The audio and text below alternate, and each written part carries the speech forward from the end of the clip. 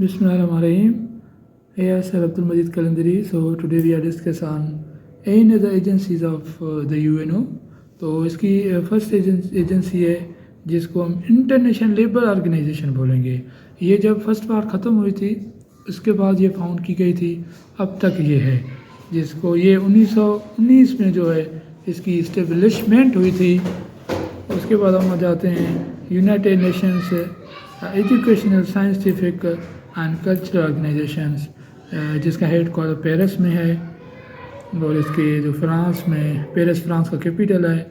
इसका जो ILO है उसका हेड क्वार्टर कहाँ पे है? जेनीवा स्विट्ज़रलैंड में है। फिर आ जाते हैं World Health Organization. World Health Organization जिसको W बोलते हैं, इसका हेड क्वार्टर जो है वो आपका जेनीवा में है। फिर आ जाते हैं यूनिसेफ जिसका हेड क्वार्टर न्यूयॉर्क में है, USA में। UN international children emergency fund, फिर आपका इंटरनेशनल एटॉमिक एनर्जी एजेंसी आ जाती है, उसका हेड क्वार्टर जो है वाशिंगटन DC में है।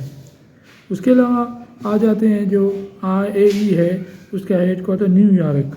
उसके अलावा वर्ल्ड बैंक जिसको पहले IBRD बोलते थे, वाशिंगटन DC में है, international bank for reconstruction and development. फिर आ जाते हैं वर्ल्ड ट्रेड ऑर्गेनाइजेशन जिसका हेड क्वार्टर जो है वो आपका जेनीवा में। ये 1 जनवरी 1995 में बना था। पहले इसको क्या बोलते हैं, उसका नाम आप याद रख लेना। जो वर्ल्ड बैंक का पहले IBRD बोलते थे, अब उसको वर्ल्ड बोलते हैं, वर्ल्ड बैंक बोलते हैं। WTO इसका हेड क्वार्टर कहाँ पे है? जेनीवा में। वर्ल्ड ट्रेड ऑर्गेनाइजेशन आपका, वर्ल्ड मेट्रोलॉजिकली जो ऑर्गेनाइजेशन है वो जो आपका, उसका भी जो हेड क्वार्टर है वो भी जेनीवा में है। फिर आ जाता है ITU इंटरनेशनल टेलीकम्युनिकेशन यूनियन, इसका जो हेड क्वार्टर है वो भी आपका कहाँ पे है? जेनीवा में है। और ऑर्गेनाइजेशन आ जाती है जिसको फूड एंड एग्रीकल्चर बोलते हैं, उसका हेड क्वार्टर रोम में है। फिर IFAD ये भी रोम में है, international fund for agriculture development. फिर IMO इसका जो हेड क्वार्टर है वो लंदन में है, जिसको बोलते हैं इंटरनेशनल मैरीटाइम ऑर्गेनाइजेशन। उसके अलावा UNIDO ये वाइना में है, UNDP ये न्यूयॉर्क में है। उसके अलावा IMF ये वाशिंगटन DC में है, इंटरनेशनल मॉनेटरी फंड जिसको बोलते हैं। फिर आ जाते हैं हम ह्यूमन राइट्स वॉच, इसका जो हेड क्वार्टर है वो भी जेनेवा में है।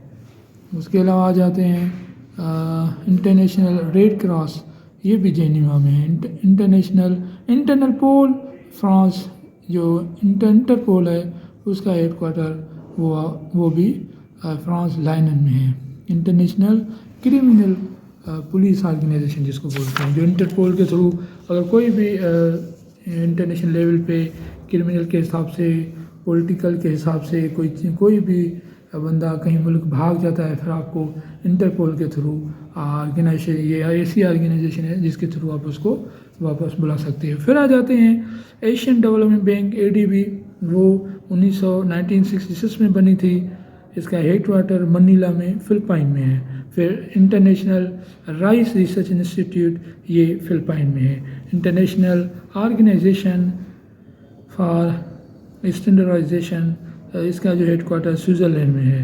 Human rights resolution adopted by United Nations 1948।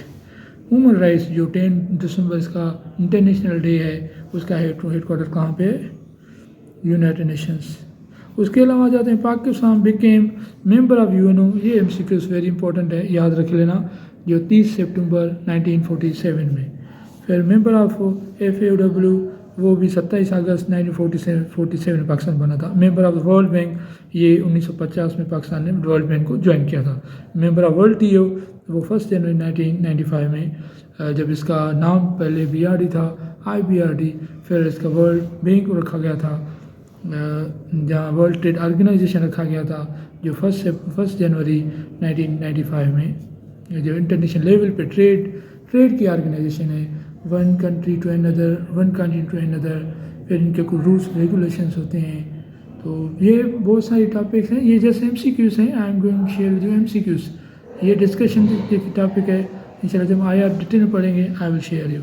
उसके अलावा ज़फ़र अली ख़ान सब प्रेसिडेंट ऑफ पाकिस्तान का ज़फ़र अली ख़ान था जो पहला प्रेसिडेंट था UN जनरल असेंबली का 7 सेशन 1962 में। तो अब सारिक है वो और कुछ रीजनल ऑर्गेनाइजेशन है वो हम इंशाल्लाह नेक्स्ट लेक्चर में पढ़ेंगे।